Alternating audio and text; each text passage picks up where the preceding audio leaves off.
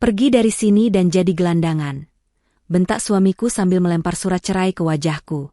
Dia menceraikanku saat aku sakit parah, merebut semua rumah dan aset yang dia kira miliknya, lalu pergi untuk menikahi selingkuhannya.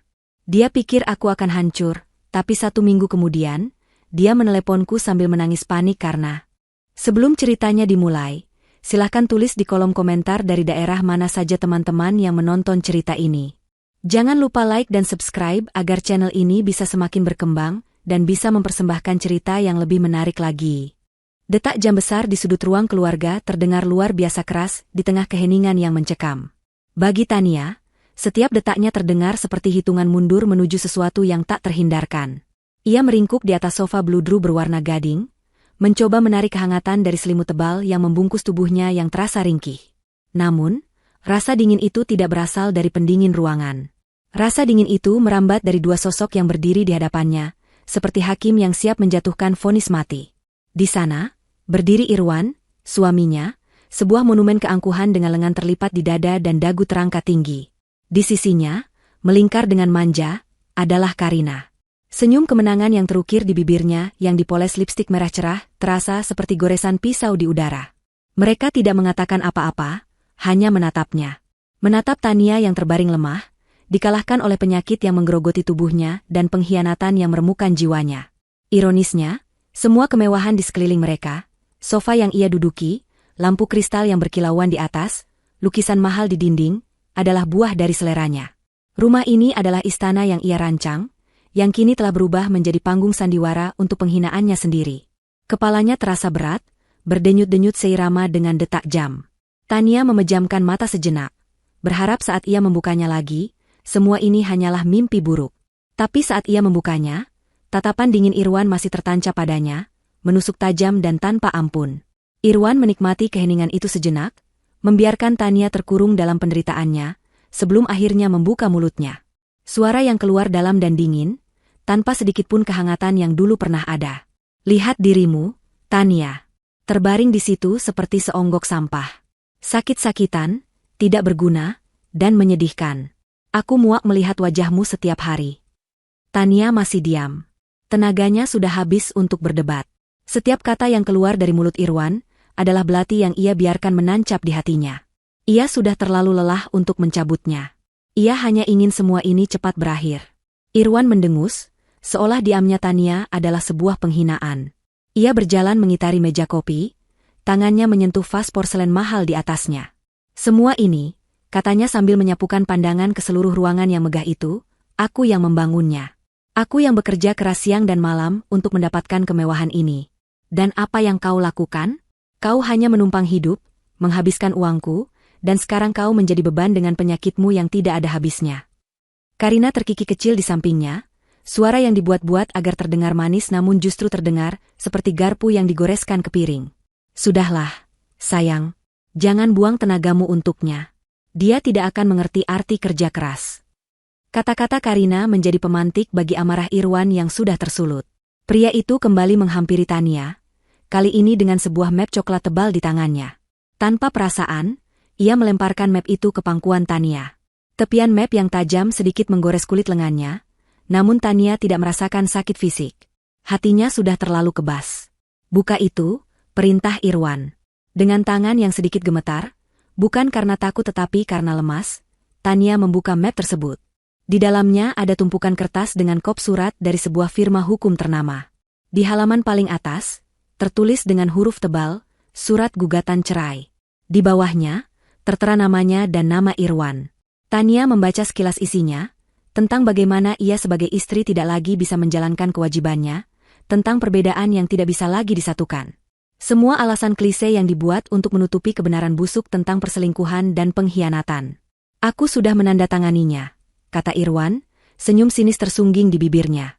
Aku hanya butuh tanda tanganmu untuk membuat semuanya resmi, meskipun tanpa itu pun aku bisa mengurusnya. Aku hanya ingin melihat wajahmu saat kau sadar bahwa kau bukan siapa-siapa lagi. Tania menatap kertas itu, lalu mengangkat wajahnya untuk menatap Irwan. Matanya yang biasanya sendu kini terlihat kosong, hampa. Kekosongan itulah yang membuat Irwan semakin murka.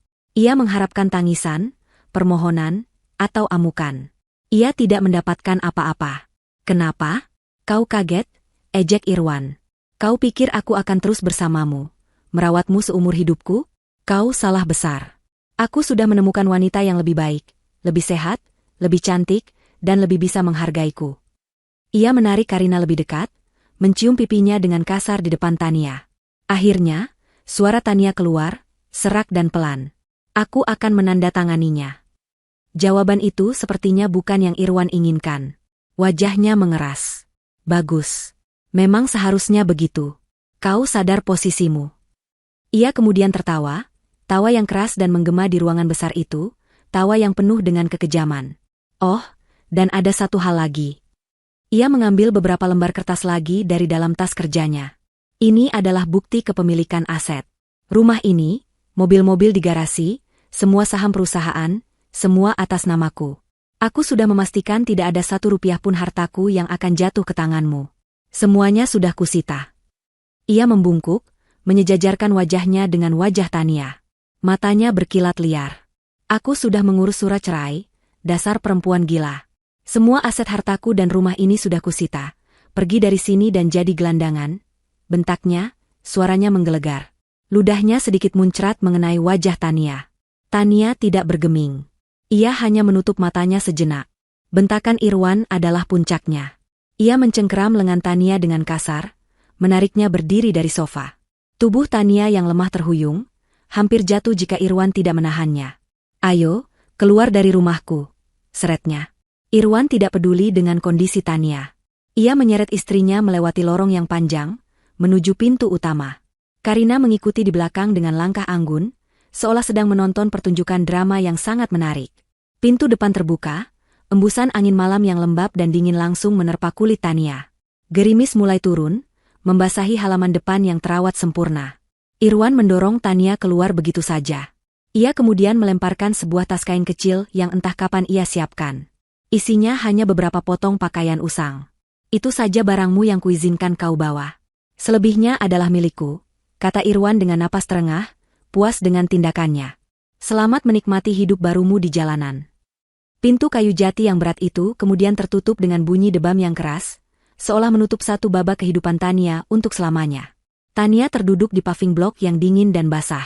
Ia mendengar suara mesin mobil sport Irwan dinyalakan, lalu melesat pergi menembus malam bersama Karina, meninggalkan kepulan asap dan suara tawa mereka yang samar-samar terdengar. Sendirian. Di depan rumah yang pernah menjadi istananya. Dibuang seperti sampah. Hujan mulai turun lebih deras, membasahi pakaian tipisnya, membuat tubuhnya semakin menggigil. Ia terbatuk, merasakan sesak di dadanya. Air mata akhirnya mulai mengalir, bercampur dengan air hujan di pipinya. Ia menangis bukan karena sedih, tapi karena lega. Beban itu akhirnya terangkat. Pertunjukan sandiwara itu akhirnya berakhir. Di tengah isak tangis dan batuknya yang menyakitkan, sebuah senyum tipis yang penuh teka-teki terukir di bibirnya yang pucat. Tepat pada saat itu, dari ujung jalan yang gelap, sepasang lampu mobil menyorot ke arahnya. Sebuah mobil sedan hitam legam yang mewah, tanpa plat nomor, meluncur tanpa suara dan berhenti tepat di hadapannya. Pintu belakangnya terbuka secara otomatis, menampakkan interior yang hangat dan mengundang. Dari dalam mobil yang gelap, sesosok pria berjas rapi membungkuk hormat. "Ibu Tania, mari," katanya dengan suara yang tenang dan penuh hormat. Pria itu adalah Bima, asisten pribadi Tania yang paling setia, seorang pria yang telah bekerja untuk keluarga Tania jauh sebelum Irwan masuk ke dalam hidupnya. Tania mengangguk lemah. Dengan sisa tenaga yang ia miliki, dibantu oleh Bima yang dengan sigap memapahnya, ia masuk ke dalam mobil. Dunia luar yang dingin dan basah langsung tergantikan oleh kehangatan dan kelembutan interior mobil. Bima menyelimuti tubuhnya dengan selimut kasmir yang tebal, dan memberinya sebotol air hangat. Semua berjalan sesuai rencana. "Bu," bisik Bima sambil mengambil alih kemudi. Mobil melaju dengan mulus, meninggalkan rumah megah itu di belakang. Duduk di kursi kulit yang nyaman, pikiran Tania melayang kembali ke masa lalu. Tepatnya setahun yang lalu, hari di mana topeng sempurna suaminya mulai retak. Semuanya dimulai dari hal kecil. Aroma parfum wanita yang asing menempel di kemeja Irwan, bukan aroma manis seperti milik Karina, tapi aroma lain yang lebih segar. Lalu ada tagihan kartu kredit untuk sebuah restoran romantis di tanggal yang Irwan katakan ia sedang rapat maraton hingga larut malam. Tania pada awalnya mencoba menyangkal. Ia mencintai Irwan, atau setidaknya, ia mencintai versi Irwan yang ia kira ia nikahi. Ia mencoba percaya pada kebohongan-kebohongan suaminya. Namun, bukti-bukti terus bermunculan. Panggilan telepon misterius di tengah malam yang dijawab Irwan dengan berbisik di balkon. Perjalanan bisnis yang semakin sering tanpa hasil yang jelas. Puncaknya adalah ketika Tania secara tidak sengaja menemukan sebuah ponsel kedua yang disembunyikan Irwan di dalam tas golfnya. Ponsel itu tidak terkunci. Di dalamnya, ada dunia lain milik suaminya. Puluhan pesan mesra tidak hanya dengan satu wanita, tapi beberapa. Ada Karina, seorang model majalah dewasa. Ada juga wanita lain, manajer investasi di salah satu bank. Hati Tania hancur berkeping-keping. Tapi di tengah kehancurannya, sesuatu yang lain tumbuh. Sebuah ketenangan yang dingin. Tidak ada lagi air mata, yang ada hanya kesadaran pahit. Pengkhianatan Irwan tidak hanya berhenti di situ. Didorong oleh rasa curiga, Tania yang sejak dulu memiliki bakat alami dalam bisnis dan keuangan, mulai memeriksa laporan perusahaan yang mereka kelola bersama. Secara teknis, perusahaan itu adalah milik bersama, dibangun setelah mereka menikah. Namun, modal awal terbesar berasal dari warisan orang tua Tania, sebuah fakta yang selalu coba Irwan kaburkan. Dengan bantuan Bima dan tim auditor forensik yang ia sewa diam-diam, Tania menemukan kebenaran yang lebih mengerikan. Irwan secara sistematis telah membuat perusahaan-perusahaan cangkang, mentransfer aset-aset paling berharga ke perusahaan tersebut yang sepenuhnya berada di bawah kendalinya.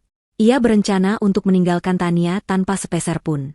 Dia tidak hanya ingin meninggalkannya, dia ingin menghancurkannya. Disitulah rencana Tania lahir.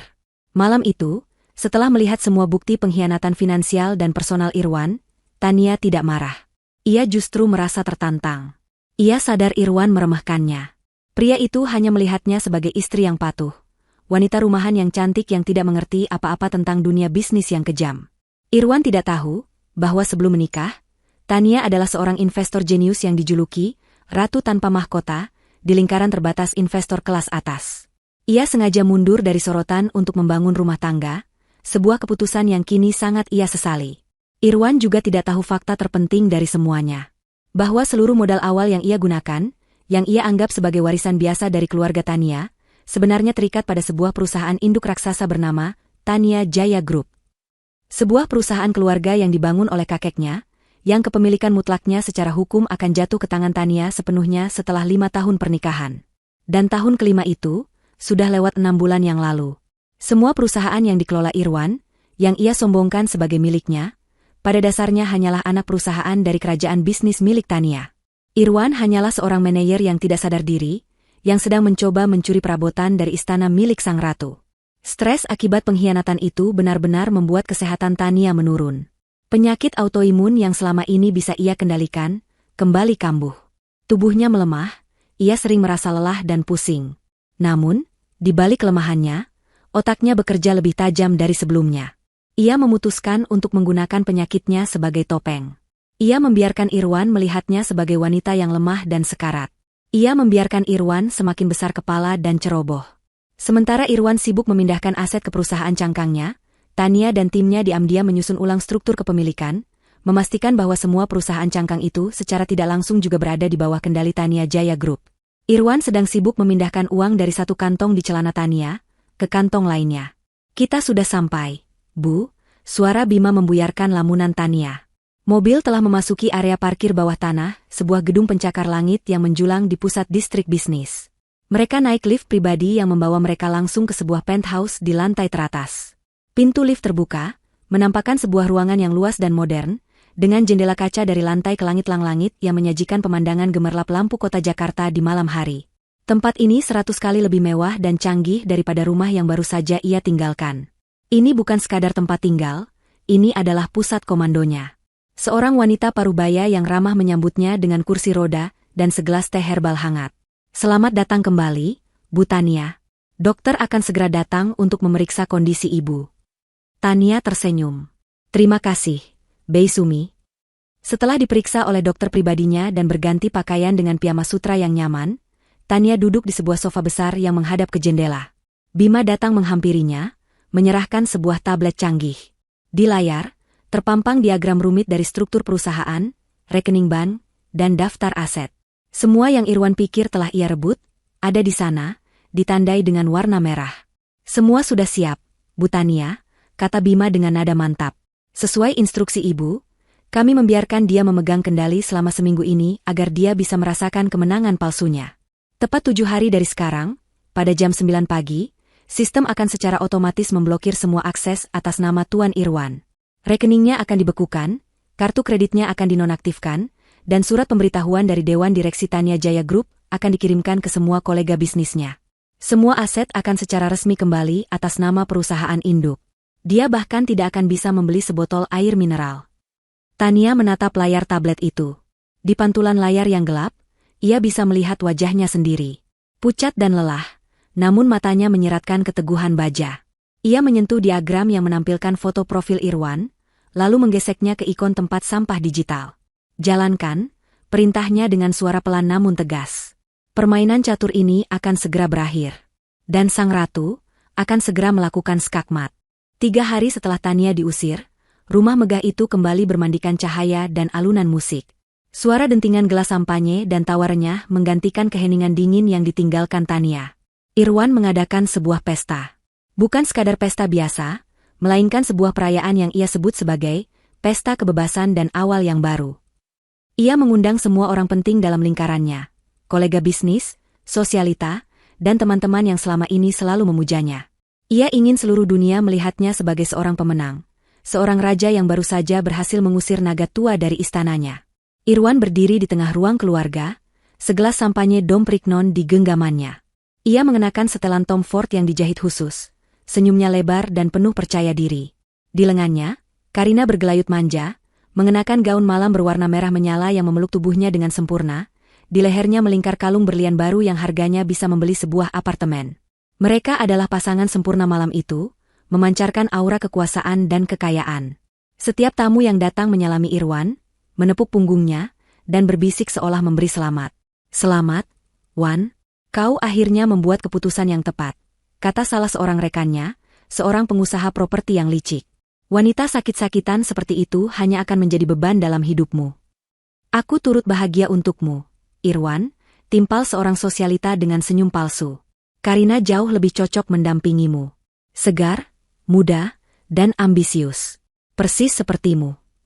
Irwan menerima semua pujian itu seperti bunga rampai. Egonya membengkak, membuatnya merasa tak terkalahkan. Ia menatap sekelilingnya, pada semua kemewahan yang ia yakini sebagai hasil kerja kerasnya. Ia merasa seperti dewa di dunianya sendiri. Ia sama sekali tidak memikirkan Tania. Baginya, Tania hanyalah masa lalu yang sudah ia buang. Mungkin saat ini wanita itu sedang meringkuk kedinginan di suatu tempat, menyesali nasibnya. Bayangan itu membuatnya tersenyum puas. Malam semakin larut, dan Irwan semakin mabuk oleh sampanye dan pujian. Ia menarik Karina ke balkon yang menghadap ke taman belakang dan kolam renang yang berkilauan. "Lihat semua ini, sayang," bisiknya, suaranya sedikit serak. "Ini semua milik kita sekarang. Tidak ada lagi yang akan menghalangi kita. Tidak ada lagi wajah muram dan keluhan-keluhan membosankan." Karina mendongak, matanya berbinar menatap Irwan, namun pikirannya tertuju pada hal lain. "Aku tidak sabar kita bisa merenovasi kamar utama. Aku ingin lemari yang lebih besar untuk semua tasku nanti. Dan aku sudah melihat-lihat katalog untuk bulan madu kita. Mungkin kita bisa keliling Eropa selama 3 bulan?" "Apapun yang kau mau, Ratu," jawab Irwan sambil mencium keningnya. "Dunia ini milik kita." Mereka kembali ke dalam, bergabung dengan kerumunan. Pesta mencapai puncaknya. Di satu sudut, Karina sedang asyik memamerkan kalung barunya kepada teman-teman sosialitanya sambil membuka laptop di pangkuannya. Ia sedang menunjukkan sebuah situs mode mewah dari Paris. Di halaman itu, terpampang sebuah tas tangan edisi terbatas yang terbuat dari kulit buaya langka, dihiasi gesper emas murni. Harganya fantastis. "Ini akan menjadi koleksi terbaruku," katanya dengan angkuh. "Irwan bilang aku boleh membeli apapun yang aku suka." Dengan gerakan dramatis, ia mengklik tombol, "Beli sekarang." Ia mengisi data kartu kredit American Express Black Card, tanpa batas limit milik Irwan. Ia mengetikkan semua detail dengan senyum penuh kemenangan, membayangkan tatapan iri teman-temannya saat ia membawa tas itu nanti. Ia menekan tombol konfirmasi pembayaran. Halaman web memuat sejenak. Namun, yang muncul bukanlah ucapan terima kasih atas pembelian, melainkan sebuah tulisan kecil berwarna merah di bawah formulir. "Pembayaran gagal. Transaksi Anda ditolak oleh pihak bank." Senyum di wajah Karina membeku. Ia mencoba lagi, memeriksa ulang setiap angka yang ia masukkan. Hasilnya tetap sama. Tulisan merah itu seolah mengejeknya. Salah satu temannya yang melihatnya mengerutkan kening. Ada masalah, Rina? Karina tertawa gugup, mencoba menutupi rasa malunya. Ah, bukan apa-apa. Sepertinya jaringan internet hotel ini sedang lambat. Ia buru-buru menutup laptopnya, wajahnya sedikit memerah. Ia segera mencari Irwan, menariknya ke sudut yang lebih sepi. Sayang, kartumu ditolak, bisiknya, nadanya terdengar kesal. Irwan mengerutkan kening, tampak terganggu karena percakapan bisnisnya dipotong. Apa maksudmu ditolak? Itu tidak mungkin. Kartu itu tidak ada limitnya. Aku sudah mencobanya 2 kali. Aku ingin membeli tas yang tadi aku tunjukkan padamu, dan transaksinya gagal, rengek Karina. Irwan mendengus meremehkan. Ia mengeluarkan dompetnya, menatap kartu hitam legam itu seolah kartu itu telah berkhianat. Paling juga sistem situsnya yang sedang error atau ada gangguan koneksi dari bank. Itu sering terjadi. Coba saja lagi besok. Ia sama sekali tidak terlihat khawatir. Baginya, kemungkinan bahwa ada masalah dengan sumber keuangannya adalah hal yang mustahil, sama mustahilnya dengan matahari terbit dari barat. Ia terlalu kaya, terlalu berkuasa untuk mengalami masalah sepele seperti itu. Ia kembali menepuk pipi Karina dengan lembut. Jangan khawatirkan hal kecil seperti itu. Sekarang, ayo kita nikmati pesta kita. Irwan kembali bergabung dengan kerumunan. Tawanya kembali terdengar paling keras, menyombongkan rencana ekspansi bisnisnya ke Singapura. Ia telah melupakan insiden kecil itu, menganggapnya hanya sebagai angin lalu, sebuah riak kecil di samudra kemenangannya yang luas. Ia tidak sadar, itu bukanlah riak. Itu adalah tanda pertama dari sebuah badai tsunami yang sedang meluncur cepat ke arahnya. Keesokan harinya, Irwan melupakan sepenuhnya insiden kartu kredit yang ditolak. Ia terbangun dengan perasaan luar biasa. Sisa-sisa euforia pesta semalam masih terasa. Ia bersiul sambil mengenakan kemeja mahalnya, bersiap untuk pergi ke kantor dan melanjutkan dominasinya di dunia bisnis. Ia merasa hidupnya baru saja dimulai. Masalah pertama datang saat makan siang. Ia mengundang seorang calon investor penting ke sebuah restoran Jepang paling eksklusif di kota. Sepanjang makan siang, Irwan berbicara tanpa henti tentang visinya, tentang keuntungan berlipat ganda, dan tentang betapa cerdasnya ia telah merestrukturisasi perusahaannya setelah melepas beban masa lalunya. Sang investor tampak terkesan. Saat tagihan datang, dengan total hampir 100 juta rupiah, Irwan dengan angkuh mengeluarkan kartu korporat platinumnya. Pelayan mengambil kartu itu dan kembali beberapa menit kemudian dengan wajah canggung. Mohon maaf, Pak Irwan. Sepertinya ada masalah dengan kartunya. Transaksinya tidak bisa diproses. Wajah Irwan langsung mengeras. Apa maksudmu? Coba lagi. Gesek lagi kartunya. Pelayan itu mencoba sekali lagi, dan hasilnya sama. Tetap tidak bisa, Pak. Tertulis, hubungi bank penerbit. Rasa malu yang panas menjalar di wajah Irwan. Calon investor di hadapannya menatapnya dengan tatapan aneh. Ini adalah sebuah penghinaan. Dengan geram, Irwan terpaksa membuka dompetnya dan membayar dengan semua uang tunai yang ia miliki, yang untungnya masih cukup. Bang sialan. Selalu ada saja masalah teknis. Gerutunya, mencoba menyelamatkan mukanya. Tapi ia tahu, kesan yang ia bangun selama 2 jam terakhir telah rusak. Kembali di kantornya yang mewah di puncak gedung pencakar langit, perasaan tidak nyaman mulai merayapinya. Ia menyalakan komputernya, mencoba masuk ke sistem internet banking korporat untuk melakukan transfer dana ke salah satu pemasok besar. Saat ia memasukkan kata sandinya, sebuah jendela notifikasi muncul, akses ditolak. Untuk alasan keamanan, akun Anda telah diblokir sementara. Silakan hubungi administrator Anda. Administrator? Dialah administratornya. Dialah pemiliknya. Kemarahan mulai menggantikan rasa malunya. Ia meraih telepon dan menghubungi manajer hubungannya di bank, seorang pria yang biasanya akan menjawab panggilannya di dering pertama. Kali ini, panggilannya dialihkan ke pesan suara. Ia mencoba lagi. Sama. Ia menelepon ke kantor pusat bank, hanya untuk disambungkan dari satu operator ke operator lain, semuanya memberikan jawaban yang sama dan tidak membantu. Kami melihat ada penanda keamanan di akun Anda, Pak. Kami tidak bisa memberikan detail lebih lanjut melalui telepon.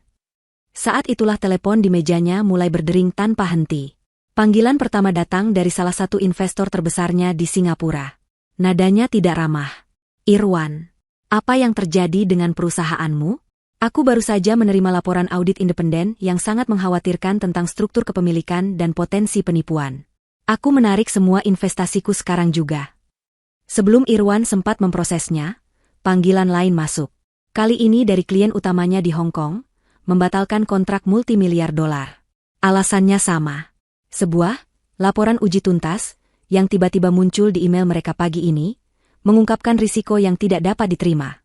Satu persatu, pilar-pilar kerajaan bisnisnya mulai runtuh. Seseorang sedang menyabotase dirinya dari luar, menyebarkan racun ke semua relasinya. Dalam kepanikan yang semakin menjadi, ia mencoba menghubungi orang kepercayaannya, Direktur Keuangan, Suryo. Orang yang telah bekerja bersamanya selama bertahun-tahun, yang membantunya menyusun skema perusahaan cangkang. Panggilannya tidak diangkat. Beberapa detik kemudian, sebuah email masuk ke ponselnya. Subjeknya singkat, pengunduran diri.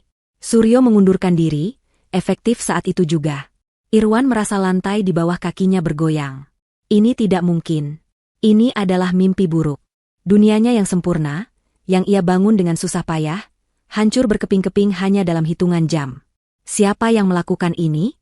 Siapa yang memiliki kekuatan untuk menghancurkannya seperti ini? Tiba-tiba, sebuah pikiran yang mustahil terlintas di benaknya, sebuah pikiran yang begitu konyol hingga ia hampir menertawakannya, jika ia tidak sedang begitu ketakutan. Tania? Tidak mungkin. Wanita lemah itu? Gelandangan itu? Tangannya gemetar saat ia menekan nomor pengacara pribadinya, Pak Robert, seorang pria lihai yang membantunya mengurus surat cerai dan pengalihan aset. Robert, ada apa ini? Teriak Irwan begitu panggilan tersambung, tanpa basa-basi. Semua investor menarik dana, bank memblokir akunku. Klien membatalkan kontrak. Suryo mengundurkan diri. Seseorang sedang menghancurkanku. Di seberang telepon, suara Robert terdengar tegang. Tenang, Irwan, tenang. Aku juga baru saja mencoba mengakses data perusahaanmu di sistem legal. Ada yang aneh. Tunggu sebentar. Terdengar suara ketikan keyboard yang cepat. Keheningan berlangsung selama hampir 1 menit, 1 menit terpanjang dalam hidup Irwan. Kemudian, suara Robert kembali terdengar, kali ini pelan dan penuh dengan kekhawatiran yang tidak bisa disembunyikan. Irwan, saya baru saja memeriksa dokumen kepemilikan induk yang terdaftar di kementerian. Kita dalam masalah besar. Apa maksudmu masalah besar? Bentak Irwan. Semua aset utama perusahaanmu, kata Robert, suaranya terdengar seperti vonis mati. Proyek properti, portofolio saham, bahkan kepemilikan gedung kantor yang sedang kau tempati saat ini. Semuanya terdaftar di bawah satu nama perusahaan induk. Ya, tentu saja. Perusahaan induk milikku. Sergah Irwan tidak sabar. Ada jeda sejenak sebelum Robert melanjutkan. Bukan, Irwan. Itu bukan atas namamu. Perusahaan induk itu bernama Tania Jaya Group. Irwan terdiam. Dunia di sekelilingnya seakan berhenti berputar. Tania Jaya Group. Nama yang ia kira hanyalah sebuah yayasan keluarga kecil yang tidak aktif. Nama yang tertera di dokumen warisan Tania yang ia anggap remeh. Ponsel itu terlepas dari genggamannya yang lemas, jatuh ke karpet tebal tanpa suara. Sementara ia menatap kosong keluar jendela, ke kota yang tadinya ia pikir berada dalam genggamannya. Waktu seakan berhenti di dalam ruang kantor Irwan. Kata-kata pengacaranya, Pak Robert, menggantung di udara seperti vonis yang tak bisa diganggu-gugat. Tania Jaya Group. Nama itu terus berputar di kepalanya, menghantam kesombongannya seperti bola perusak. Ia menatap kosong keluar jendela, ke gedung-gedung pencakar langit yang tadinya ia anggap sebagai taman bermainnya, kini terasa seperti jeruji penjara yang mengurungnya. Keringat dingin membasahi keningnya, dasi mahalnya terasa mencekik leher. Tidak mungkin. Ini pasti sebuah kesalahan administrasi yang konyol. Sebuah lelucon yang tidak lucu. Tania, wanita lemah yang hidupnya hanya berputar di antara resep masakan, jadwal arisan, dan keluhan tentang penyakitnya? Bagaimana mungkin wanita seperti itu bisa mendalangi kudeta serumit ini? Egonya menolak untuk percaya. Selama bertahun-tahun, ia telah membangun citra Tania di dalam benaknya sebagai sosok yang dependen, rapuh, dan bodoh dalam urusan bisnis. Mengakui bahwa Tania adalah dalang di balik semua ini berarti mengakui bahwa ia telah salah menilai, bahwa ialah yang selama ini bodoh. Selama beberapa jam berikutnya, Irwan bergerak seperti orang gila. Ia mondar-mandir di kantornya, menelepon kembali Pak Robert yang hanya bisa memberikan jawaban pasrah. Ia mencoba menghubungi bank, investor, bahkan Suryo, mantan direktur keuangannya. Tak ada yang menjawab. Mereka semua seolah lenyap di telan bumi, atau lebih tepatnya, mereka semua telah berpihak pada penguasa yang baru. Dalam keputusasaan, ia mencoba mengakses brankas digital tempat ia menyimpan salinan semua dokumen penting. Gagal. Kata sandinya telah diubah. Semuanya telah direbut darinya. Setiap pintu, setiap jalan keluar, telah ditutup rapat. Sore menjelang malam, saat langit Jakarta berubah warna menjadi oranye keunguan, Irwan akhirnya berhenti. Ia berdiri di depan jendela kaca raksasanya, menatap pantulan dirinya sendiri. Pria yang ia lihat bukanlah Irwan Wijoyo sang CEO perkasa. Itu adalah bayangan seorang pria yang kalah, wajahnya pucat, rambutnya acak-acakan, matanya memancarkan ketakutan murni. Saat itulah, kepingan puzzle terakhir jatuh ke tempatnya. Senyum tipis Tania saat ia diusir. Ketenangannya yang aneh saat menerima surat cerai. Mobil hitam mewah yang menjemputnya. Semuanya masuk akal sekarang. Ia telah ditipu. Ia telah dipermainkan dari awal. Rasa marah yang luar biasa, bercampur dengan kepanikan yang mencekik, meledak di dalam dirinya. Hanya ada satu orang yang bisa menjawab pertanyaannya. Hanya ada satu orang yang bisa menghentikan mimpi buruk ini. Dengan tangan gemetar hebat, ia mengambil ponselnya yang tergeletak di lantai. Ia membuka daftar kontaknya, mencari nama yang sudah hampir ia hapus. Tania. Jantungnya berdebar kencang seolah akan meledak. Dengan satu tarikan napas panjang yang bergetar, ia menekan tombol panggil. Di belahan kota yang lain, di penthouse termewah dengan pemandangan terbaik, Tania sedang duduk santai di balkon. Ia mengenakan gaun rumah sutra berwarna krem, secangkir teh kamomil hangat di tangannya. Seminggu telah berlalu sejak malam pengusirannya. Kesehatannya berangsur pulih di bawah perawatan dokter terbaik dan lingkungan yang tenang. Wajahnya tidak lagi pucat, dan ada binar kehidupan di matanya yang sudah lama hilang. Ia baru saja selesai melakukan panggilan video dengan dewan direksi barunya, memberikan arahan yang jelas dan tegas. Ponselnya yang tergeletak di meja bergetar. Nama, Irwan, muncul di layar. Tania menatap nama itu sejenak. Tidak ada getaran emosi di hatinya. Tidak ada amarah, tidak ada dendam, hanya rasa dingin yang hampa. Ia sudah menduga panggilan ini akan datang. Ia meletakkan cangkirnya, menarik napas pelan, lalu menerima panggilan itu dan mengaktifkan pengeras suara. Halo, sapanya, suaranya terdengar tenang dan jernih, seperti air danau di pagi hari. Keheningan sejenak di seberang, seolah Irwan terkejut panggilannya dijawab. Lalu, suara panik dan serak Irwan meledak. Tania, apa yang terjadi?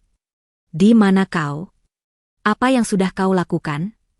Tania menyesap tehnya lagi sebelum menjawab. Aku sedang menikmati sore hari. Kenapa suaramu terdengar begitu panik?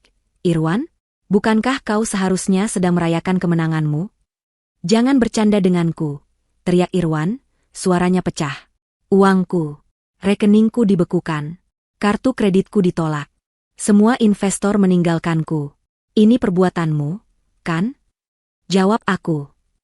Aku tidak tahu apa yang kau bicarakan, jawab Tania dengan nada datar. Bukankah kau bilang semua itu adalah hartamu? Kenapa kau menelepon seorang gelandangan untuk menanyakan aset seorang miliarder? Setiap kata yang diucapkannya diucapkan dengan perlahan dan sengaja, seperti tetesan racun. Irwan terdiam, napasnya terengah-engah. Sarkasme Tania menghantamnya lebih keras dari bentakan. Ia menurunkan nadanya, mencoba jalur yang berbeda, jalur permohonan yang putus asa. Tania, tolong, aku tidak mengerti. Jelaskan padaku apa yang terjadi. Ini pasti ada kesalahan. Kita bisa bicarakan ini baik-baik. Aku. Tania memotongnya. Rasa muak mulai menjalari dirinya. Tidak ada yang perlu dibicarakan, Irwan. Dan tidak ada kesalahan. Yang ada hanyalah kebenaran yang akhirnya kau sadari. Ia berhenti sejenak, membiarkan keheningan menambah tekanan bagi Irwan. Uangku, hartaku, semuanya hilang. Raung Irwan lagi, kembali ke kepanikannya. Saat itulah Tania melepaskan pukulan terakhirnya. Pukulan yang meruntuhkan sisa-sisa keangkuhan pria itu untuk selamanya. Ia tertawa kecil, tawa yang terdengar indah namun mematikan di telinga Irwan. Uangmu? Ulangnya dengan nada heran yang dibuat-buat. Irwan, kamu tidak pernah punya uang. Kamu hanya badut yang kuizinkan bermain di sirkus milikku. Selama ini, kamu hanya mengelola uangku. Keheningan total di seberang sana. Selamat menikmati peran barumu sebagai penonton, tambah Tania. Kemudian, dengan satu sentuhan lembut di layar, ia memutuskan panggilan. Klik. Suara itu terdengar begitu final. Tania meletakkan ponselnya, kembali menatap pemandangan kota. Langit sudah gelap, dan lampu-lampu mulai berkelip seperti berlian yang tersebar di atas kain beludru hitam. Ia merasa damai. Permainan telah berakhir. Di seberang sana, di dalam kantor yang gelap, Irwan merosot ke kursinya. Telepon masih menempel di telinganya, mendengarkan nada sambung yang terputus. Kata-kata terakhir Tania bergema di kepalanya, menghancurkan realitasnya hingga menjadi debu. Badut di sirkus miliknya. Kenyataan itu begitu menyakitkan, begitu menghancurkan, hingga ia bahkan tidak bisa berteriak. Ketenangan yang dirasakan Tania berbanding terbalik dengan badai yang melanda kehidupan Irwan. Sehari setelah panggilan telepon itu, neraka yang sesungguhnya terbuka. Berita tentang pengambil alihan dramatis itu bocor ke media. Entah siapa yang membocorkannya, namun semua portal berita finansial dan gosip serentak menurunkannya sebagai berita utama. Skandal kerajaan bisnis Wijoyo. CEO Irwan Wijoyo ternyata hanya manajer boneka. Sosok misterius di balik Tania Jaya Group, Tania Wijanti, istri yang dibuang, ternyata pemilik sah seluruh aset. Dari istri teraniaya menjadi ratu bisnis, kisah pengambil alihan paling mengejutkan dekade ini. Wajah Irwan terpampang di mana-mana, disandingkan dengan foto lama Tania yang terlihat sederhana. Dalam semalam, reputasinya yang ia bangun dengan kebohongan hancur lebur. Ia menjadi bahan tertawaan di seluruh negeri. Pria yang tadinya dipuja sebagai visioner bisnis, kini dicemooh sebagai penipu dan suami yang tidak tahu berterima kasih. Ia mengurung diri di dalam rumah, tidak berani keluar, mematikan ponselnya yang terus-menerus bergetar karena panggilan dari wartawan dan cemoohan dari mantan teman-temannya. Saat ia sedang meringkuk di sofa dalam kegelapan, mencoba memahami bagaimana hidupnya bisa hancur begitu cepat, bel pintu berbunyi. Ia mengabaikannya. Namun, bel itu terus berbunyi dengan paksa. Akhirnya, dengan langkah gontai, ia membuka pintu. Di depan pintu, berdiri dua orang pria berbadan tegap mengenakan seragam keamanan swasta, didampingi seorang pria berjas yang membawa map. "Selamat sore. Apakah benar ini kediaman Bapak Irwan Wijoyo?" tanya pria berjas itu dengan sopan namun tegas. Irwan hanya mengangguk keluh. "Kami dari tim legal Tania Jaya Group," lanjut pria itu. "Sesuai dengan dokumen kepemilikan yang sah, properti ini adalah aset milik perusahaan. Kami di sini untuk menyampaikan surat pemberitahuan resmi bahwa Anda diminta untuk mengosongkan properti ini dalam waktu 24 jam. Irwan menatap mereka dengan tidak percaya. Diusir. Ia diusir dari rumahnya sendiri, dengan cara yang jauh lebih formal namun 1000 kali lebih menghinakan daripada caranya mengusir Tania. Sebuah karma yang sempurna. Anda hanya diizinkan membawa barang-barang pribadi Anda. Pakaian, dokumen pribadi, dan barang-barang sejenisnya. Semua perabotan, kendaraan, dan barang berharga lainnya akan diinventarisir sebagai aset perusahaan, tambah pria itu sambil menyerahkan surat resmi kepadanya. Irwan membanting pintu di depan wajah mereka, napasnya memburu. Saat ia berbalik, ia melihat Karina turun dari tangga. Wajahnya pucat pasi, dan tangannya mencengkeram ponsel. Matanya menatap Irwan dengan amarah yang meluap-luap. "Aku sudah melihat beritanya," desis Karina. "Jelaskan padaku apa artinya ini, Irwan. Apa benar semua ini bukan milikmu? Apa benar kau ini hanya seorang pegawai?" Irwan menatap wanita yang ia pikir akan menjadi pendamping hidup barunya itu dengan tatapan memohon. "Karina, sayang dengarkan aku. Ini hanya kesalahpahaman. Aku bisa memperbaikinya. Kita bisa memulai lagi dari awal." "Aku." "Memulai dari awal?" potong Karina dengan tawa histeris yang terdengar mengerikan. "Memulai dari nol? Denganmu? Seorang penipu? Seorang pecundang?" Ia berjalan mendekati Irwan, matanya berkilat-kilat penuh kebencian. "Kau tahu apa yang sudah aku korbankan untuk bersamamu? Aku meninggalkan produser kaya raya demi kau. Kau bilang kau adalah raja, kau menjanjikanku dunia. Dan ternyata apa? Kau bahkan tidak memiliki rumah yang kita tinggali ini." Ia mendorong dada Irwan dengan keras. "Kau sama saja seperti sampah yang kau buang minggu lalu. Tidak. Kau bahkan lebih buruk." Setidaknya dia tidak berbohong tentang siapa dirinya. Semua topeng kemanjaan dan cinta Karina telah luntur, menampakkan wajah aslinya yang tamak dan kejam. Tanpa menunggu jawaban Irwan, ia berlari kembali ke lantai atas. Beberapa saat kemudian, ia turun sambil menyeret 2 koper Louis Vuitton besarnya. Semua barang mewah yang sempat Irwan berikan padanya sudah ia kemasi. Ia berhenti di depan Irwan yang masih mematung karena shock. Ia menatap Irwan dari ujung kepala sampai ujung kaki dengan tatapan jijik. "Dengar, Irwan, katanya dengan suara dingin dan tajam. Aku kira aku telah mendapatkan seorang raja, ternyata aku hanya memungut seorang badut sirkus. Jangan pernah cari aku lagi, hubungan kita selesai. Karina membuka pintu, menyeret kopernya keluar tanpa menoleh sedikit pun. Ia masuk ke dalam taksi yang sudah ia pesan, dan pergi begitu saja dari kehidupan Irwan. Pintu depan yang tidak ditutupnya, dibiarkan terbuka, seolah menunjukkan betapa kosong dan terbukanya kehancuran Irwan bagi dunia luar. Irwan ditinggalkan sendirian di tengah ruang keluarga yang terasa hampa, dikelilingi kemewahan yang bukan lagi miliknya, dengan surat pengusiran di tangannya dan gema kata-kata terakhir Karina yang menusuk hatinya. Badut sirkus. Ia benar-benar sendirian. Seminggu setelah badai media menghancurkan nama Irwan, sebuah undangan konferensi pers eksklusif dari Tania Jaya Group menyebar di kalangan jurnalis. Rasa penasaran publik mencapai puncaknya. Siapakah sebenarnya Tania Wijayanti? Apa yang akan ia lakukan selanjutnya?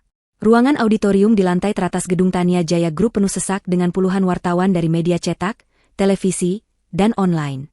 Kilatan lampu kamera tak henti-hentinya menyambar, menciptakan suasana yang tegang dan penuh antisipasi. Tepat pada pukul 10 pagi, seorang wanita melangkah ke atas panggung. Namun, ini bukanlah sosok Tania yang dikenal publik dari foto-foto lamanya yang beredar, sosok istri yang tampak sederhana dan sedikit pemalu. Wanita yang berdiri di podium saat ini adalah pribadi yang sama sekali berbeda. Tania mengenakan setelan blazer berwarna putih gading yang dipotong sempurna, menonjolkan posturnya yang tegap dan percaya diri. Rambutnya ditata dengan gaya yang elegan dan profesional. Riasan wajahnya tipis, namun cukup untuk menonjolkan sorot matanya yang tajam dan bibirnya yang menyunggingkan senyum tipis yang tenang.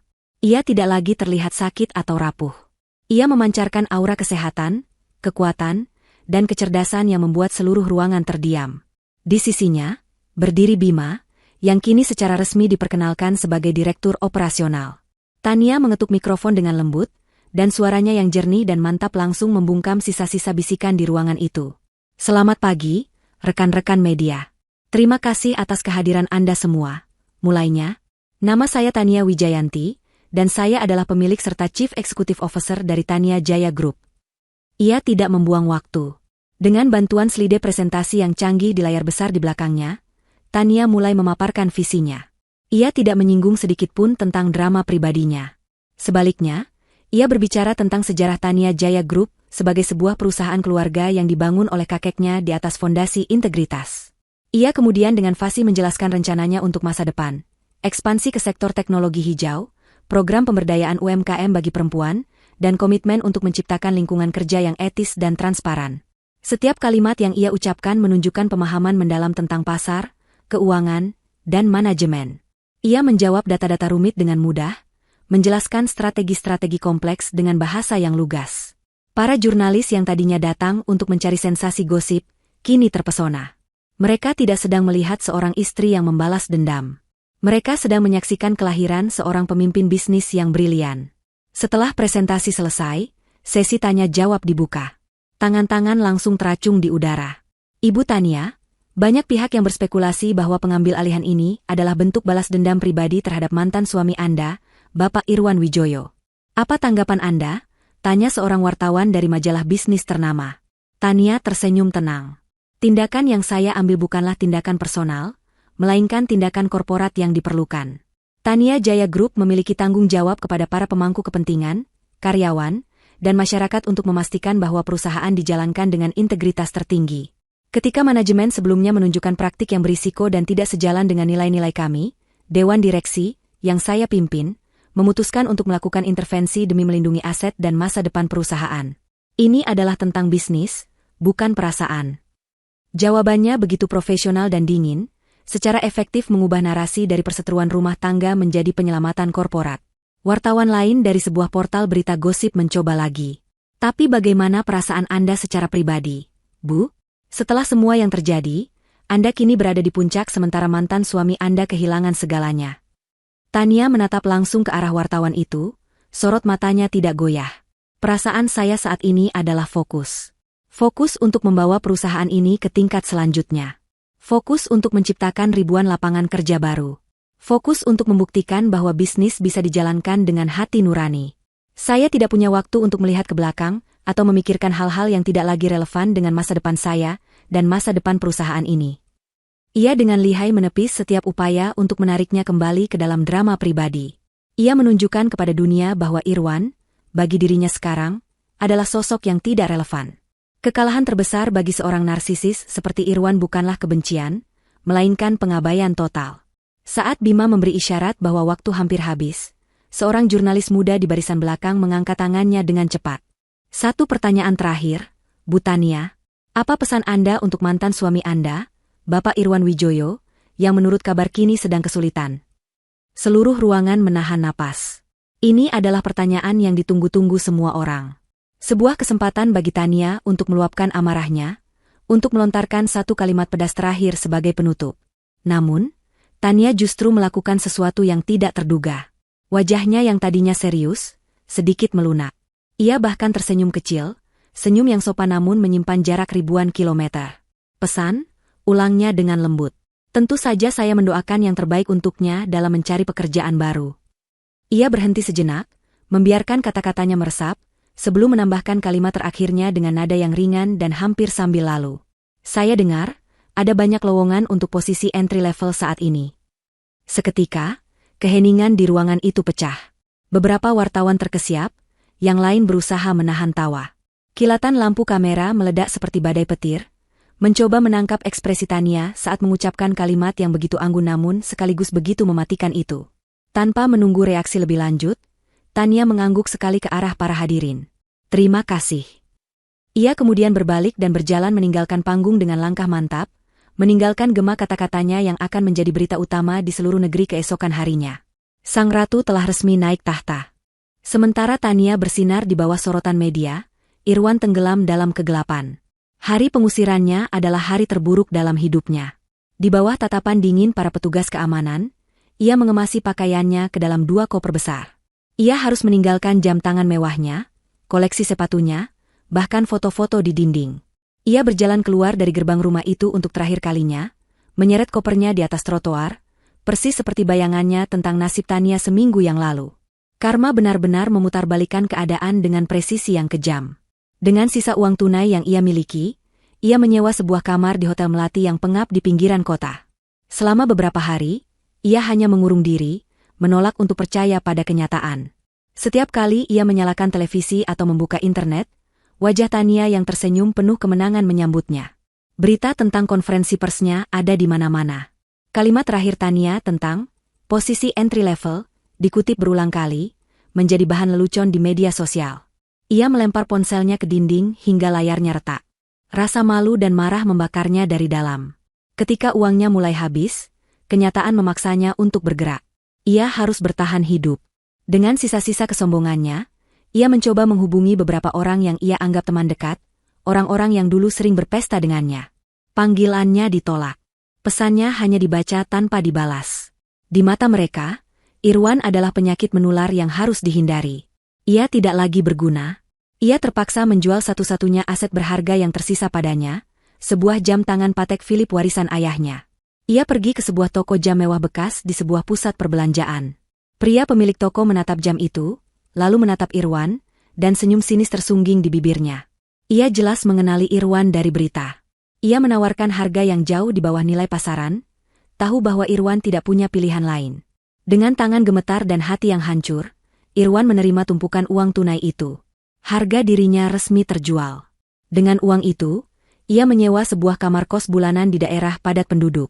Kamar itu kecil, hanya berukuran 3 kali 4 meter, dengan cat dinding yang sudah mengelupas dan jendela yang menghadap langsung ke tembok tetangga.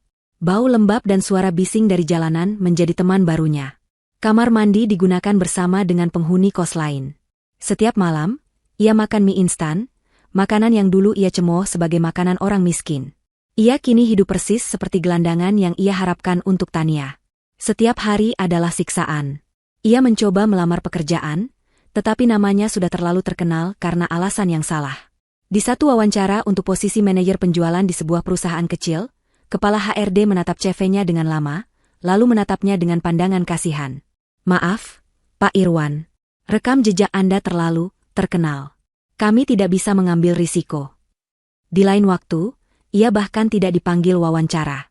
Ia semakin kurus, lingkaran hitam di bawah matanya semakin pekat. Wajahnya yang dulu terawat kini kusam dan tidak bercahaya. Ia menghabiskan hari-harinya di dalam kamar kos yang suram, tersiksa oleh ingatan akan kemewahan yang pernah ia miliki dan oleh bayang-bayang kesuksesan Tania yang terus menghantuinya di mana-mana. Majalah, papan reklame, berita televisi, seolah seluruh dunia berkonspirasi untuk mengingatkannya akan kegagalannya.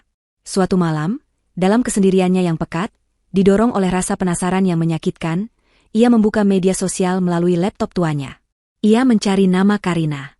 Akun Karina tidak dikunci. Postingan terbarunya diunggah 2 hari yang lalu. Foto itu menunjukkan Karina sedang tertawa lepas di atas dek sebuah kapal pesiar mewah, dengan latar belakang matahari terbenam di perairan Bali. Di sampingnya, seorang pria asing berambut putih yang jauh lebih tua darinya, merangkul pinggangnya dengan posesif. Di jarinya, melingkar sebuah cincin berlian yang ukurannya jauh lebih besar dari yang pernah Irwan berikan. Keterangan fotonya singkat, menemukan rajaku yang sesungguhnya. Living my best life Bali Vibes. Melihat foto itu, Irwan tidak merasakan amarah. Yang ia rasakan adalah kehampaan yang dingin dan menusuk. Ia akhirnya sadar. Bagi Karina, ia tidak pernah lebih dari sekadar batu loncatan, sebuah kendaraan menuju gaya hidup yang ia dambakan. Ketika kendaraan itu mogok, ia dengan mudah menemukan yang baru dan lebih baik. Ia tidak pernah dicintai. Ia hanya dimanfaatkan. Oleh Karina, oleh teman-temannya, bahkan mungkin oleh para karyawannya. Satu-satunya orang yang mungkin pernah tulus padanya adalah Tania, orang yang telah ia hancurkan dengan tangannya sendiri. Kesadaran itu datang terlambat. Di dalam kamar kosnya yang sempit, dikelilingi kegelapan, Irwan menundukkan kepalanya dan untuk pertama kalinya sejak semua ini dimulai, ia menangis. Bukan tangisan kemarahan, tapi tangisan kekalahan total seorang pria yang telah kehilangan segalanya, terutama dirinya sendiri. Beberapa minggu berlalu dalam siksaan sunyi di kamar kosnya. Setiap hari, Irwan semakin terpuruk ke dalam jurang keputusasaan. Uang hasil menjual jam tangannya menipis dengan cepat. Rasa lapar yang konstan menjadi pengingat abadi akan status barunya. Namun, ada kelaparan lain yang lebih menyiksanya. Kelaparan akan masa lalunya, akan kehidupan yang pernah ia miliki.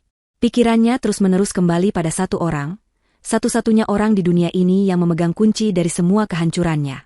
Tania. Sebuah ide gila mulai terbentuk di benaknya yang putus asa. Ide yang lahir dari campuran antara penyesalan yang samar dan keinginan untuk bertahan hidup. Ia harus menemuinya. Ia harus memohon. Mungkin, jika Tania melihatnya dalam keadaan yang begitu menyedihkan, sisa-sisa cinta atau belas kasihan di hatinya akan muncul. Mungkin ia akan memberinya kesempatan kedua, atau setidaknya pekerjaan paling rendah sekalipun. Baginya, menjadi petugas kebersihan di gedung milik Tania jauh lebih baik daripada mati kelaparan di kamar yang pengap ini. Harga diri sudah menjadi kemewahan yang tidak lagi ia miliki. Dengan sisa uang terakhirnya, ia membeli kemeja bekas yang paling layak dari pasar loak dan mencuci mukanya di kamar mandi umum. Penampilannya masih jauh dari kata baik. Wajahnya tirus dan kuyu, matanya cekung, dan ada getaran putus asa dalam setiap gerak-geriknya. Ia naik bus kota, sebuah pengalaman yang begitu asing baginya, menuju jantung distrik bisnis tempat Menara Tania Jaya Group berdiri menjulang seperti sebuah monumen kemenangannya. Berdiri di seberang lobi gedung yang megah itu, Irwan merasa seperti semut di hadapan raksasa. Ia melihat para eksekutif muda yang berpakaian rapi keluar masuk dengan langkah percaya diri. Dulu, ia adalah salah satu dari mereka, bahkan lebih tinggi. Kini, ia bahkan tidak berani melangkahkan kaki melewati pintu putar kaca itu. Petugas keamanan yang berjaga di depan menatapnya dengan curiga, seolah ia adalah seorang gelandangan yang tersesat. Maka, ia menunggu. Ia berdiri di sudut jalan, mencoba terlihat tidak mencolok, matanya terus tertuju pada pintu masuk utama. Ia menunggu sepanjang pagi, di bawah terik matahari yang menyengat. Perutnya keroncongan, tapi ia mengabaikannya. Ia menunggu hingga jam makan siang, melihat ratusan karyawan keluar dari gedung, namun sosok Tania tidak terlihat. Ia terus menunggu hingga sore hari. Langit yang tadinya cerah mulai mendung, dan tak lama kemudian, gerimis mulai turun, persis seperti di malam ia mengusir Tania. Hujan itu terasa seperti cemoohan dari langit. Tubuhnya basah kuyup dan mulai menggigil kedinginan, tetapi ia tidak beranjak. Ia harus bertemu Tania. Ini adalah satu-satunya harapannya. Menjelang pukul 6 sore, saat para karyawan terakhir mulai meninggalkan gedung, sebuah mobil sedan mewah berwarna hitam berhenti tepat di depan lobi. Jantung Irwan berdebar kencang. Ia mengenali mobil itu. Pintu belakang terbuka, dan Bima keluar lebih dulu, membuka payung besar. Lalu, Tania melangkah keluar dari mobil.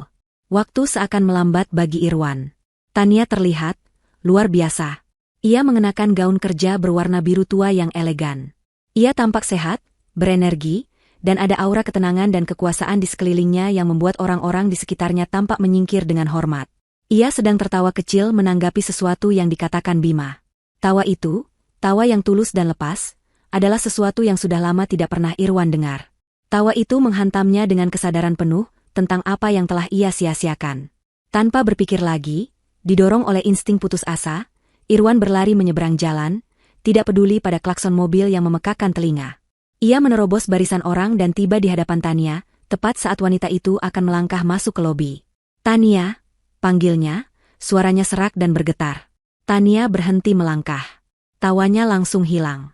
Ia menoleh, dan matanya bertemu dengan mata Irwan. Ekspresinya tidak menunjukkan keterkejutan, kemarahan, atau bahkan rasa kasihan. Ekspresinya kosong. Seolah ia sedang melihat orang asing yang mengganggu jalannya. Bima dan dua petugas keamanan gedung langsung bergerak, membentuk barisan pelindung di antara Tania dan Irwan. "Tolong jangan mendekat, Pak," kata salah satu petugas keamanan dengan tegas. Tapi Irwan tidak peduli. Ia menjatuhkan dirinya berlutut di atas trotoar yang basah di hadapan Tania, di depan semua orang yang lalu lalang. "Tania, tolong, maafkan aku," ratapnya, air mata kini mengalir deras di pipinya, bercampur dengan air hujan. "Aku tahu aku salah. Aku monster. Aku dibutakan oleh kesombongan. Aku mohon, Tania, maafkan aku." Ia mengulurkan tangannya, seolah ingin meraih ujung gaun Tania. "Lihat aku, Tania. Aku sudah kehilangan segalanya. Aku tidak punya apa-apa lagi. Aku mohon padamu, beri aku satu kesempatan lagi. Pekerjaan apa saja. Aku bersedia menjadi sopirmu, menjadi tukang kebun, apa saja. Aku hanya tidak ingin mati seperti ini. Ingat masa lalu kita, Tania. Ingat saat kita pertama kali bertemu. Ingat janji kita." Ia terus meracau, menumpahkan semua keputusasaan dan penyesalannya, berharap bisa menemukan satu titik lemah di hati wanita itu. Tania menatapnya dari atas ke bawah. Tatapannya dingin, analitis, seolah sedang mengamati spesimen serangga yang aneh. Ia membiarkan Irwan menyelesaikan ratapannya. Keheningan yang tercipta terasa lebih menyakitkan daripada bentakan apapun. Akhirnya, Tania melangkah maju satu langkah, membuat para pengawalnya tegang. Ia berjongkok sedikit, tidak untuk menunjukkan simpati, tapi agar suaranya terdengar jelas hanya oleh Irwan. Suara yang keluar dari bibirnya begitu pelan, begitu tenang, namun setiap katanya adalah bilah es yang menusuk langsung ke jantung Irwan. "Dulu," bisiknya, "aku juga pernah memohon padamu. Aku memohon padamu untuk berhenti selingkuh saat aku sedang sakit parah. Aku memohon belas kasihanmu di malam kau menyeretku keluar dari rumah. Apa kau mendengarkanku?" Irwan tidak bisa menjawab. Mulutnya terkunci. Tania kembali berdiri tegak. Ia merapikan gaunnya seolah baru saja membersihkan debu yang tak terlihat. Ia menatap lurus ke depan, melewati Irwan, seolah pria yang sedang berlutut di kakinya itu hanyalah halangan kecil di jalannya. "Maaf, Anda siapa ya?" tanyanya dengan nada formal yang sopan, cukup keras untuk didengar oleh orang-orang di sekitarnya. "Tolong jangan mengganggu saya." Lalu, tanpa menoleh lagi, ia berbalik. "Bima, ayo," katanya dengan tenang. Ia melangkah masuk ke dalam lobi gedung yang hangat dan terang, diiringi oleh para pengawalnya, meninggalkan Irwan yang masih berlutut di atas trotoar yang dingin dan basah. Pintu kaca otomatis tertutup di belakangnya, memisahkan dua dunia mereka untuk selamanya. Irwan tetap dalam posisinya, membeku. Kata-kata terakhir Tania, "Maaf, Anda siapa ya?" terus terngiang di telinganya. Itu bukanlah sebuah penghinaan. Itu adalah sebuah pemusnahan.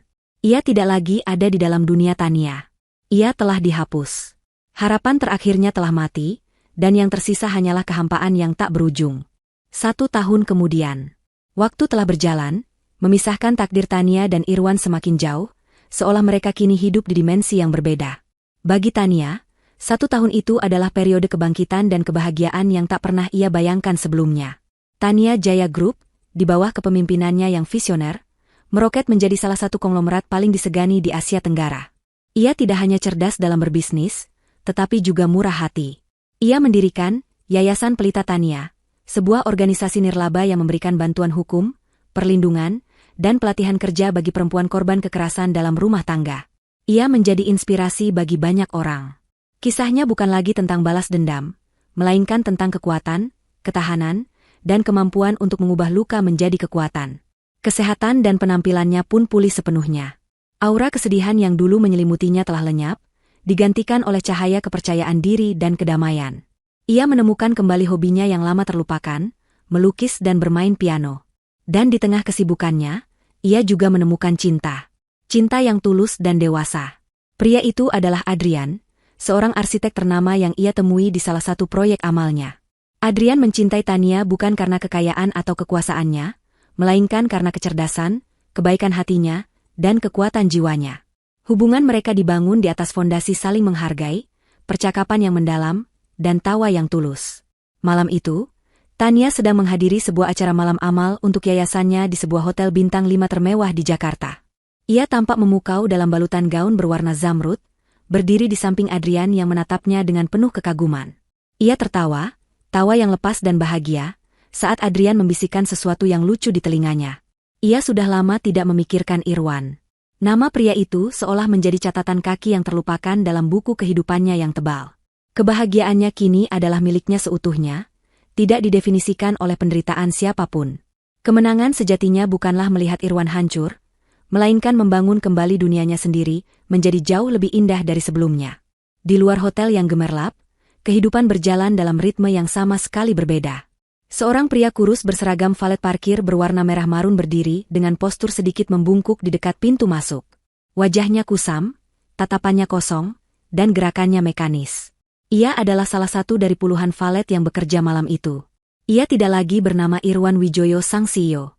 Ia hanyalah nomor, seorang pekerja anonim yang bertugas membukakan pintu mobil untuk orang-orang kaya yang dulu adalah rekan-rekannya. Ini adalah pekerjaan yang berhasil ia dapatkan setelah berbulan-bulan menganggur. Sebuah pekerjaan yang setiap detiknya adalah pengingat akan statusnya yang kini berada di dasar rantai sosial. Sebuah mobil mewah terbaru berhenti di depannya. Tugasnya adalah membukakan pintu. Saat pintu terbuka, jantungnya serasa berhenti berdetak. Dari dalam mobil, melangkahlah Tania, disusul oleh seorang pria yang tampak serasi di sampingnya. Tania terlihat seperti seorang ratu, begitu bercahaya dan tak terjangkau. Irwan menundukkan kepalanya dalam-dalam, berharap bayangan topi seragamnya bisa menyembunyikan wajahnya. Tania dan Adrian berjalan melewatinya tanpa sedikit pun melirik. Tentu saja. Mengapa mereka harus memperhatikan seorang petugas parkir? Bagi mereka, ia hanyalah bagian dari pelayanan hotel, tidak lebih penting dari tiang lampu atau pot bunga.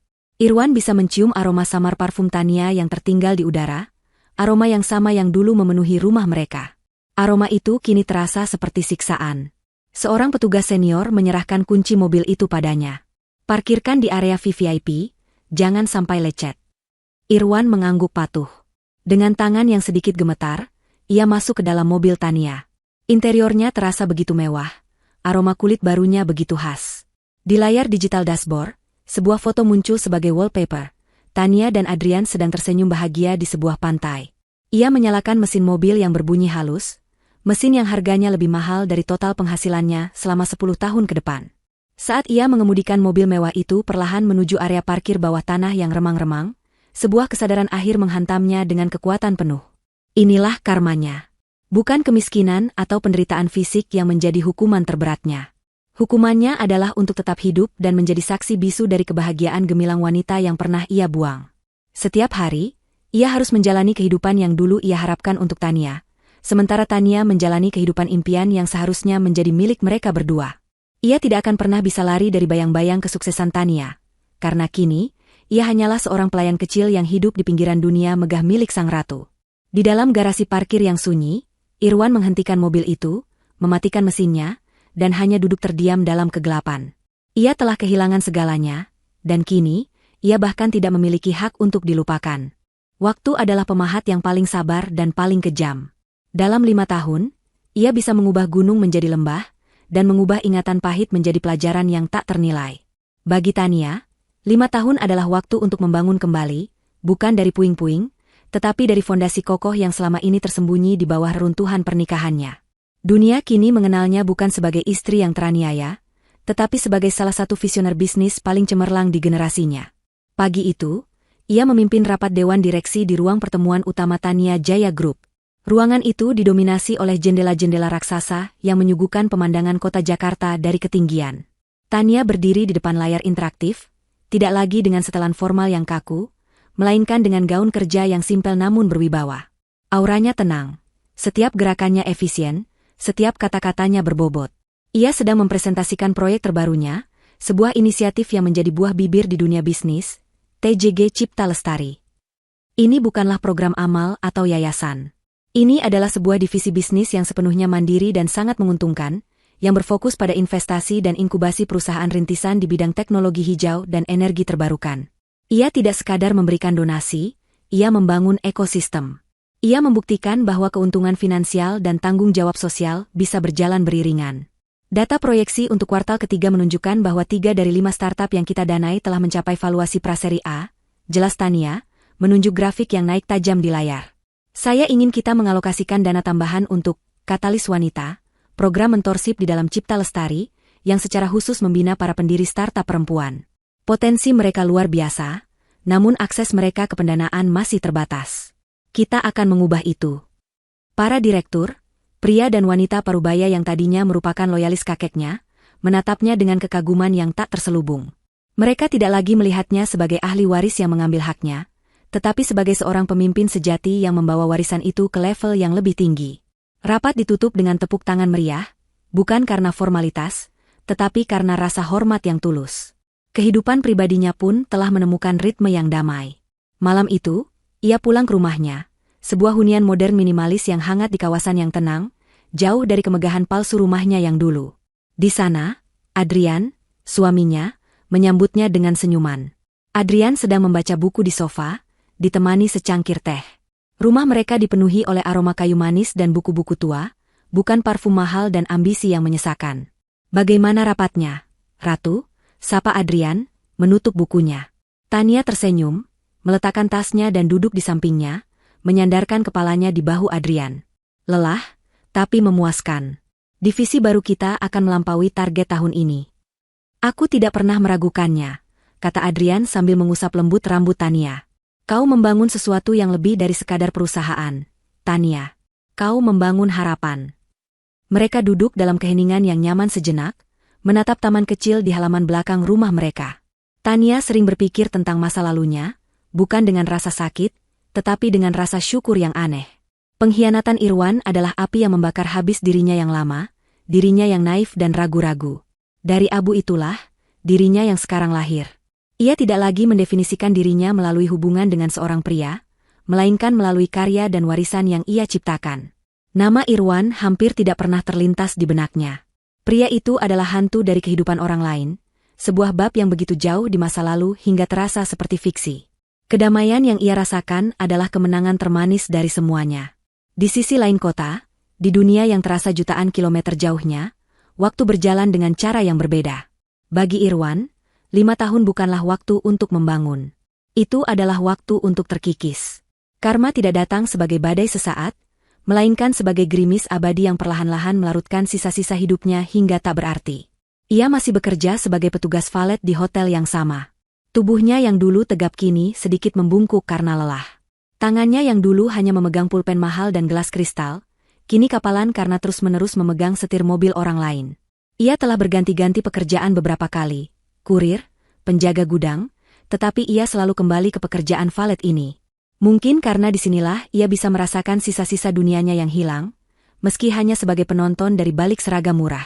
Ia masih tinggal di kamar kos, meski sudah pindah ke lokasi yang sedikit lebih baik, tetapi tetap saja sempit dan menyedihkan. Rutinitasnya monoton. Bangun, naik bus berdesakan, bekerja selama 10 jam dalam diam, pulang, makan nasi bungkus, dan tidur. Ia tidak punya teman.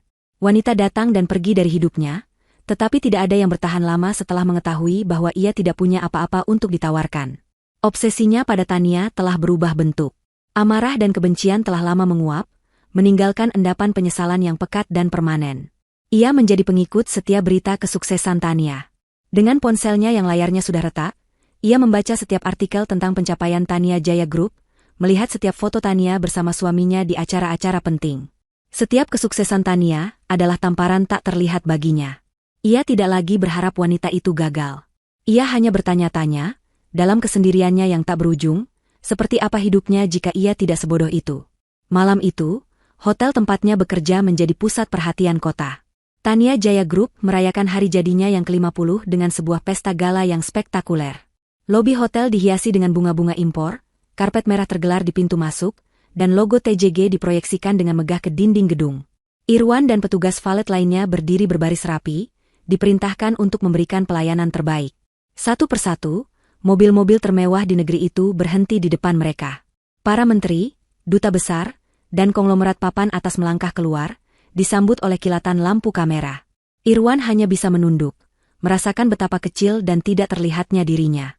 Lalu, mobil yang ia kenal itu tiba. Sebuah sedan Bentley hitam yang dikemudikan oleh sopir pribadi. Irwan membeku sejenak saat rekannya bergerak untuk membukakan pintu. Tania melangkah keluar, digandeng mesra oleh Adrian. Tania tampak seperti dewi dari hayangan. Gaunnya berkilauan di bawah cahaya lampu, senyumnya memancarkan kebahagiaan yang begitu tulus hingga terasa menyakitkan bagi Irwan.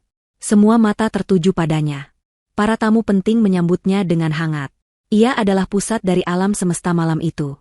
Irwan hanya bisa menatap dari kejauhan, dari posisinya di pinggir karpet merah. Ia melihat Tania berhenti sejenak untuk diwawancarai oleh stasiun televisi. Sebuah layar besar di lobi menyiarkan wawancara itu secara langsung, dan suara Tania yang tenang dan berwibawa menggema melalui pengeras suara.